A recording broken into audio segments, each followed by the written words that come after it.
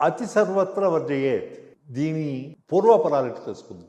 ఏంటంటే మనకి సంస్కృతంలో పూర్తి శ్లోకం వదిలేసి ఏది ఒక పాయింట్, ఇంపార్టెంట్ పాయింట్ ఏదైతే ఉందో అదే వాడుకలోకి తెచ్చుకున్నాం మనం. అతి సర్వత్ర వర్జయేత్ అని మనం ఎక్కువగా మాట్లాడుతూ ఉంటాం. దీని పూర్తి శ్లోకం ఏంటంటే అతిదానాత్ హతకర్ణ, అతిలోభాత్ సుయోధన, అతి కామాత్ దశగ్రీవో, అతి సర్వత్ర వర్జయేత్.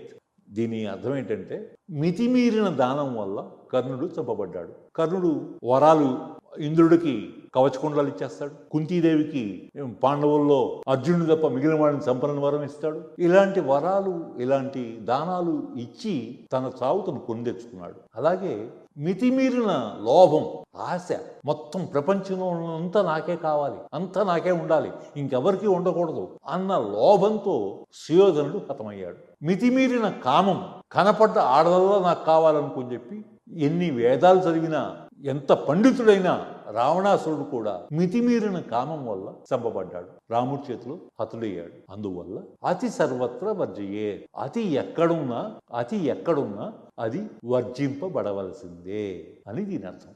ఇందులో నీతి, ఎంత నీతి ఉంది, ఎంతవరకు ఉండాలో, ఎంతవరకు దానం చేయాలో అంతవరకే దానం చేయాలి, నీ శక్తికి మించి దానం చేయొద్దు, అదొక నీతి.